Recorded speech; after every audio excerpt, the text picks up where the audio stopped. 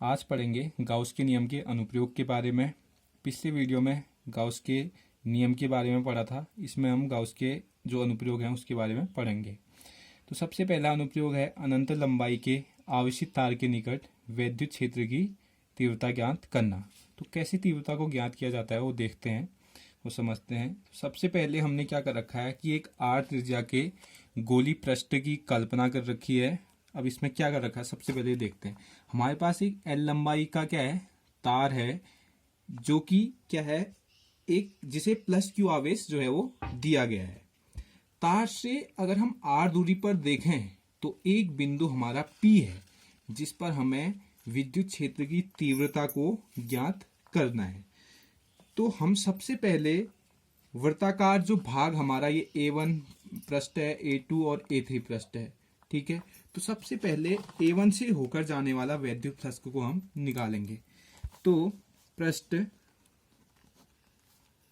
A1 से होकर जाने वाला वैद्युत फ्लक्स, तो A1 से होकर जाने वाला वैद्युत फ्लक्स जो है वो हमारा क्या होगा, वो होगा φ1 बराबर इंटीग्रेशन ई डी A1 इस पृष्ठ से कॉस थीटा। यहाँ पर थीटा की वैल्यू जो रहेगी वो कितनी रहेगी 90, क्योंकि यहाँ पर जो एंगल बनेगा इस तरह से वो हमारा 90 डिग्री का बनेगा। तो थीटा क्या हो जाएगा यहाँ पर 90 डिग्री हो जाएगा। तो φ1 बराबर integration E D A1 cos theta, यानी यहाँ पर थीटा की जो वैल्यू रहेगी वो रहेगी 90। तो यहाँ पर 90 कॉस 90 कितना होता है, वो होता है 0। तो integration E D A1 multiply 0, तो ये हो जाएगा φ1 बराबर हो जाएगा 0। ऐसे ही हम यहाँ पर φ2 भी निकालते हैं। तो अगर φ2 निकालें हम, यानी जो पृष्ठ हमारा A2 है, तो A2 पृष्ठ से होकर जाने वाला हम क्या निकालेंगे वैद्युत फ्लक्स। तो A2 से होकर जाने वाला वैद्युत फ्लक्स, तो A2 से होकर जाने वाला वैद्युत फ्लक्स कितना होगा φ2 इज इक्वल टू 0। अब 0 क्यों हुआ, 0 इसलिए हुआ क्योंकि यहां पर भी हमने जैसे φ1 निकाला ऐसे ही φ2 भी निकलेगा, ठीक है। वो कैसे निकलेगा, integration E D A2 cos theta. यहाँ पर जो थीटा की वैल्यू रहेगी वो भी कितनी रहेगी, वो 90 रहेगी। यहाँ पर भी जो एंगल बनेगा वो 90 डिग्री का बनेगा। तो थीटा हम 90 डिग्री अगर रखेंगे तो वो भी कितना हो जाएगा 0 हो जाएगा। तो अब हम निकालेंगे A3 से होकर जाने वाला। तो A3 से होकर जाने वाला अगर निकालें तो A3 से होकर जाने वाला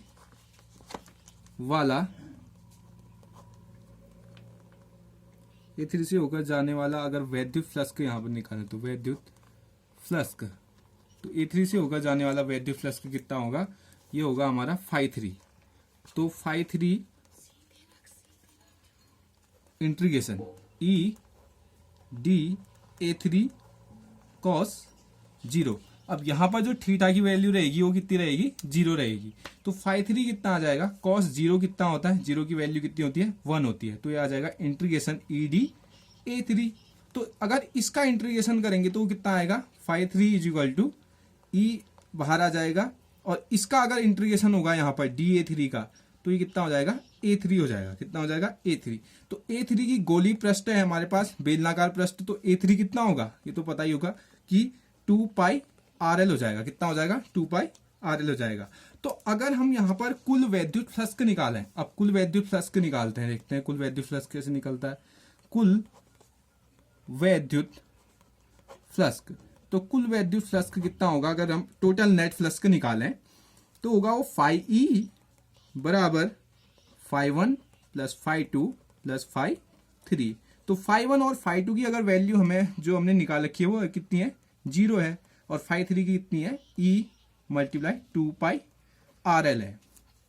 तो अगर लेकिन यहां पर देखें, परंतु गाउस के प्रमेय से, चूंकि गाउस के प्रमेय से, गाउस के प्रमेय से देखें तो इससे क्या होगा φe बराबर कितना होता है, गाउस का प्रमेय क्या होता है, φe बराबर 1/ε0 Q होता है। यहाँ पर पता होगा कि आपको Q की वैल्यू कितनी होती है, Q की वैल्यू होती है इतना अपॉन L। तो ये जो है हमारा ये है रेखी घनत्व है, तो रेखी घनत्व अपॉन L।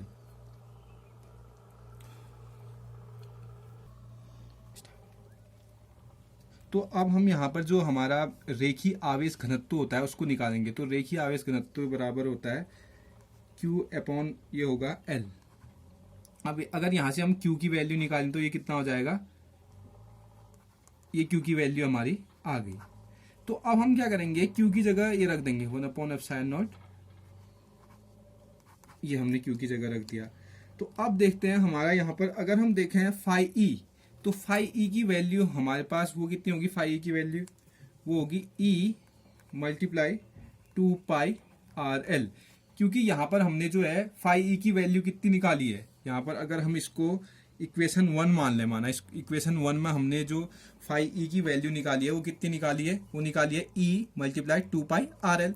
तो उस वैल्यू को हमने उस वैल्यू को कहाँ पर रख दिया, यहाँ पर रख दिया। तो फाई ई बराबर कितना हो गया, E 2πRL हो गया, बराबर 1/ε0, और इससे ये L कट जाएगा तो ये बचा E 2πR 1/ε0। सॉरी, अब यहां पर देखते हैं कि E की वैल्यू हमें तो निकालना था P बिंदु पर विद्युत क्षेत्र की तीव्रता। तो E बराबर कितना आ जाएगा, ये आ जाएगा इसका अगर पक्षांतर करें तो 2πR/ε0। तो ये P बिंदु पर हमने क्या निकाल दी, विद्युत क्षेत्र की तीव्रता निकाल दी। तो यही था हमारा अनंत लंबाई की आवेशित तार के निकट विद्युत क्षेत्र की तीव्रता को ज्ञात करना। Thank you.